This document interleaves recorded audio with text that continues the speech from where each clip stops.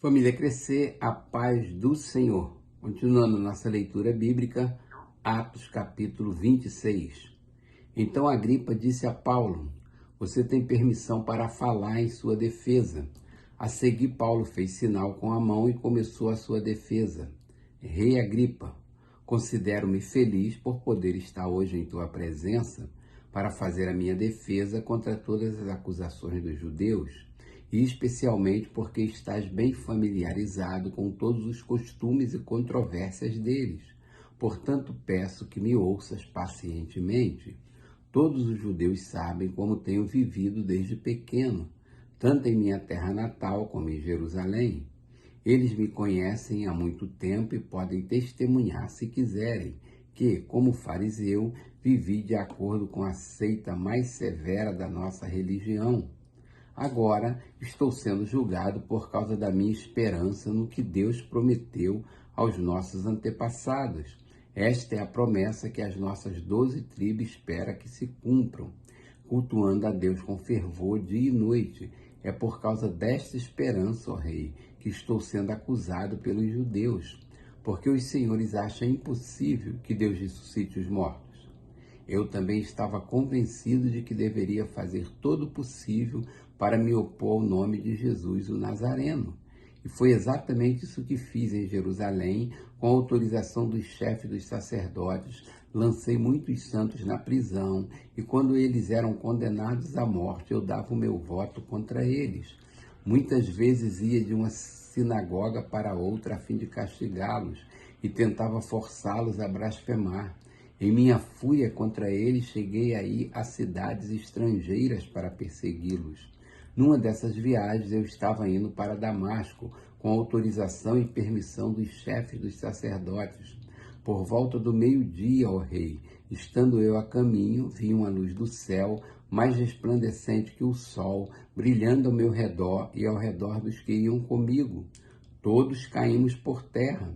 Então ouvi uma voz que me dizia em aramaico: Saulo, Saulo, por que você está me perseguindo? Resistir ao aguilhão só lhe trará dor. Então perguntei: quem és, Senhor? Respondeu o Senhor: sou Jesus a quem você está perseguindo. Agora levante-se, fique de pé. Eu lhe apareci para constituí-lo servo e testemunha do que você viu ao meu respeito e do que lhe mostrarei. Eu o livrarei do seu próprio povo e dos gentios, os quais eu envio, para abrir-lhe os olhos e convertê-lo das trevas para a luz e do poder de Satanás para Deus, a fim de que recebam o perdão dos pecados e herança entre os que são santificados pela fé em mim. Assim, rei Agripa, não fui desobediente à visão celestial. Preguei em primeiro lugar aos que estavam em Damasco, depois aos que estavam em Jerusalém e em toda a Judéia e também aos gentios, dizendo que se arrependessem e se voltassem para Deus, praticando obras que mostrassem o seu arrependimento. Por isso os judeus me prenderam no pátio do templo e tentaram matar-me. Mas tenho contado com a ajuda de Deus até o dia de hoje, e por este motivo estou aqui e dou testemunho tanto a gente simples como a gente importante. Não estou dizendo nada além do que os profetas e Moisés disseram que haveria de acontecer, que o Cristo haveria de sofrer e, sendo o primeiro a ressuscitar dentre os mortos, proclamaria luz para o seu próprio povo e para os gentios. A esta altura, Festo interrompeu a defesa de Paulo e disse em alta voz: você está louco, Paulo. As muitas letras o estão levando à loucura. Respondeu Paulo: não estou louco, excelentíssimo Festo. O que estou dizendo é verdadeiro e de bom senso. O rei está familiarizado com essas coisas e lhe posso falar abertamente. Estou certo de que nada disso escapou do seu conhecimento, pois nada se passou num lugar qualquer. Rei Agripa, crês nos profetas? Eu sei que sim. Então Agripa disse a Paulo: você acha que em tão pouco tempo pode convencer-me a tornar-me cristão? Paulo respondeu: em pouco ou em muito. Peço a Deus que não apenas tu, mas todos os que hoje me ouvem se tornem como eu, menos estas algemas. O rei se levantou e com ele o governador e Berenice, como também os que estavam assentados com eles. Saindo do salão, comentavam entre si: este homem não fez nada que mereça morte ou prisão. Agripa disse a Festo: ele poderia ser posto em liberdade se não tivesse apelado para César. Capítulo 27. Quando ficou decidido que navegaríamos para a Itália, Paulo e alguns outros presos foram entregues a um centurião chamado Júlio, que pertencia ao regimento imperial.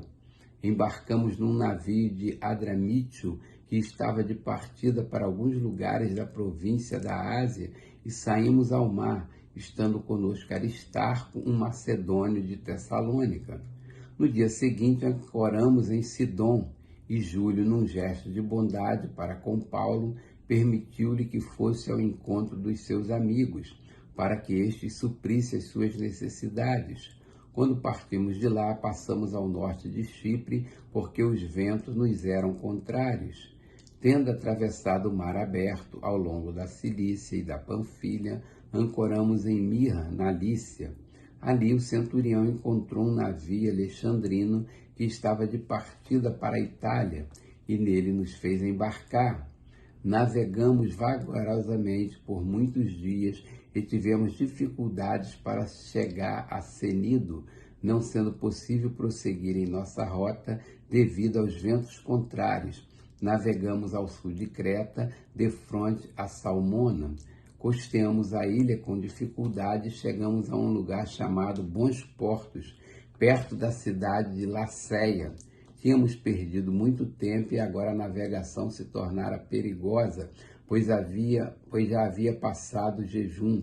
Por isso Paulo os advertiu: senhores, vejo que a nossa viagem será desastrosa e acarretará grande prejuízo para o navio, para a carga e também para as nossas vidas. Mas o centurião, em vez de ouvir o que Paulo falava, seguiu o conselho do piloto e do dono do navio. Visto que o porto não era próprio para passar o inverno, a maioria decidiu que deveríamos continuar navegando com a esperança de alcançar Fenícia e ali passar o inverno. Este era um porto de Creta que dava para o sudoeste e noroeste. Começando a soprar suavemente o vento sul, eles pensaram que haviam obtido o que desejavam. Por isso levantaram âncoras e foram navegando ao longo da costa de Creta. Pouco tempo depois, desencadeou-se da ilha um vento muito forte, chamado Nordeste. O navio foi arrastado pela tempestade sem poder resistir ao vento. Assim cessamos as manobras e ficamos à deriva. Passando ao sul de uma pequena ilha chamada Clauda, foi com dificuldade que conseguimos recolher o barco salva-vidas. Levantando-o, lançaram mão de todos os meios para reforçar o navio com cordas, e temendo que ele encalhasse nos bancos de areia de Sirte, baixaram as velas e deixaram o navio à deriva. No dia seguinte, sendo violentamente castigado pela tempestade, começaram a lançar fora a carga. No terceiro dia, lançaram fora com as próprias mãos a armação do navio, não aparecendo nem sol nem estrelas por muitos dias, e continuando a abater-se sobre nós grande tempestade, finalmente perdemos toda a esperança de salvamento. Visto que os homens tinham passado muito tempo sem comer, Paulo levantou-se diante deles e disse: os senhores deviam ter aceitado meu conselho de não partir de Creta, pois assim teriam evitado este dano e prejuízo. Mas agora recomendo-lhes que tenham coragem, pois nenhum de vocês perderá a vida, apenas o navio será destruído. Pois ontem à noite apareceu-me um anjo de Deus, a quem pertence e a quem adoro, dizendo-me: Paulo, não tenha medo, é preciso que você compareça perante César. Deus, por sua graça, deu-lhe as vidas de todos os que estão navegando com você. Assim, tenham ânimo, senhores. Creia em Deus que acontecerá do modo como me foi dito. Devemos ser arrastados para alguma ilha. Na 14ª noite, ainda estávamos sendo levados de um lado para outro no mar Adriático, quando por volta da meia-noite os marinheiros imaginaram que estávamos próximos da terra. Lançando a sonda, verificaram que a profundidade era de 37 metros. Pouco tempo depois, lançaram novamente a sonda e encontraram 27 metros. Temendo que fôssemos jogados contra as pedras, lançaram 4 âncoras da popa e faziam preces para que amanhecesse o dia. Tentando escapar do navio, os marinheiros baixaram o barco salva-vidas ao mar a pretexto de lançar âncoras da proa. Então Paulo disse ao centurião e aos soldados: se estes homens não ficarem no navio, vocês não poderão salvar-se. Com isso, os soldados cortaram as cordas que prendiam o barco salva-vidas e o deixaram cair. Pouco antes do amanhecer, Paulo insistia que todos se alimentassem, dizendo: hoje faz 14 dias que vocês têm estado em vigília constante, sem nada comer. Agora eu os aconselho a comerem algo, pois só assim poderão sobreviver. Nenhum de vocês perderá um fio de cabelo sequer. Tendo dito isto, tomou o pão e deu graças a Deus diante de todos. Então partiu e começou a comer. Todos se reanimaram e também comeram algo. Estavam a bordo 276 pessoas. Depois de terem comido até ficarem satisfeitos, aliviaram o peso do navio, atirando todo o trigo ao mar. Quando amanheceu, não reconheceram a terra, mas viram enseada com uma praia, para onde decidiram conduzir o navio, se fosse possível. Cortando as âncoras, deixaram-nas no mar, desatando ao mesmo tempo as cordas que prendiam os lemes. Então, alçando a vela da proa ao vento, dirigiram-se para a praia. Mas o navio encalhou num banco de areia, onde tocou fundo. A proa encravou-se e ficou imóvel, e a popa foi quebrada pela violência das ondas. Os soldados resolveram matar os presos para impedir que algum deles fugisse, jogando-se ao mar. Mas o centurião queria poupar a vida de Paulo e os impediu de executar o plano. Então ordenou aos que sabiam nadar que se lançassem primeiro ao mar em direção à terra. Os outros teriam que salvar-se em tábuas ou em pedaços do navio. Dessa forma, todos chegaram salvos em terra. Capítulo 28. Uma vez em terra, descobrimos que a ilha se chamava Malta. Os habitantes da ilha mostraram extraordinária bondade para conosco. Fizeram uma fogueira e receberam bem a todos nós, pois estava chovendo e fazia frio. Paulo juntou um monte de gravetos. Quando os colocava no fogo, uma víbora, fugindo do calor, prendeu-se à sua mão. Quando os habitantes da ilha viram a cobra agarrada na mão de Paulo, disseram uns aos outros: certamente este homem é assassino, pois tendo escapado do mar, a justiça não lhe permite viver. Mas Paulo, sacudindo a cobra no fogo, não sofreu mal nenhum. Eles, porém, esperavam que ele começasse a inchar ou que caísse morto de repente. Mas tendo esperado muito tempo e vendo que nada de estranho lhe sucedia, mudaram de ideia e passaram a dizer que ele era um deus. Próximo dali havia uma propriedade pertencente a Públio, o homem principal da ilha. Ele nos convidou a ficar em sua casa e por 3 dias bondosamente nos recebeu e nos hospedou. Seu pai estava doente, acamado, sofrendo de febre e disenteria. Paulo entrou para vê-lo e, depois de orar, impôs-lhe as mãos e o curou. Tendo acontecido isso, os outros doentes da ilha vieram e foram curados. Eles nos prestaram muitas honras e, quando estávamos para embarcar, forneceram-nos os suprimentos que necessitávamos. Passados 3 meses, embarcamos num navio que tinha passado o inverno na ilha.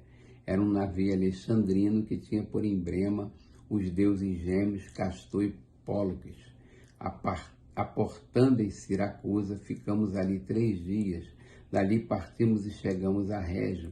No dia seguinte, soprando vento sul, prosseguimos, chegando a Puteoli. No 2º dia, ali encontramos alguns irmãos que nos convidaram a passar uma semana com eles e depois fomos para Roma. Os irmãos dali tinham ouvido falar que estávamos chegando e foram até a praça de Ápia, às 3 vendas, para nos encontrar. Vendo-os, Paulo deu graças a Deus e sentiu-se encorajado. Quando chegamos a Roma, Paulo recebeu permissão para morar por conta própria sob a custódia de um soldado. 3 dias depois, ele convocou os líderes dos judeus.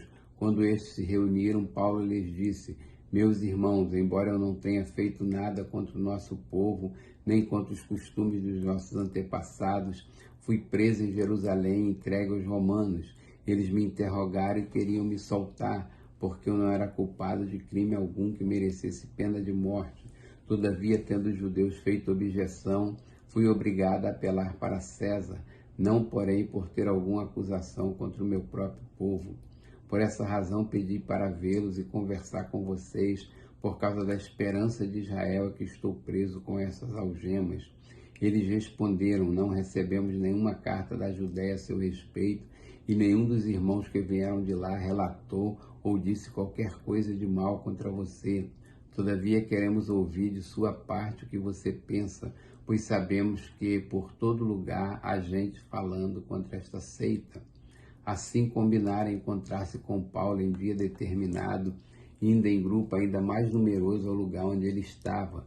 Desde a manhã até a tarde ele lhes deu explicações e lhes testemunhou do reino de Deus, procurando convencê-los a respeito de Jesus, com base na lei de Moisés e nos profetas. Alguns foram convencidos pelo que ele dizia, mas outros não creram. Discordaram entre si e começaram a ir embora. Depois de Paulo ter feito esta declaração final: bem que o Espírito Santo falou aos seus antepassados por meio do profeta Isaías. Vá a este povo e diga: ainda que estejam sempre ouvindo, vocês nunca entenderão. Ainda que estejam sempre vendo, jamais perceberão. Pois o coração deste povo se tornou insensível, de má vontade ouviram com os seus ouvidos e fecharam os seus olhos. Se assim não fosse, poderiam ver com os olhos, ouvir com os ouvidos, entender com o coração e converter-se, e eu os curaria. Portanto, quero que saiba que esta salvação de Deus é enviada aos gentios, eles a ouvirão. Depois que ele disse isso, os judeus se retiraram, discutindo intensamente entre si. Por 2 anos inteiros, Paulo permaneceu na casa que havia alugado e recebia todos os que o iam vê-lo. Pregava o reino de Deus e ensinava a respeito do Senhor Jesus Cristo abertamente, sem impedimento algum.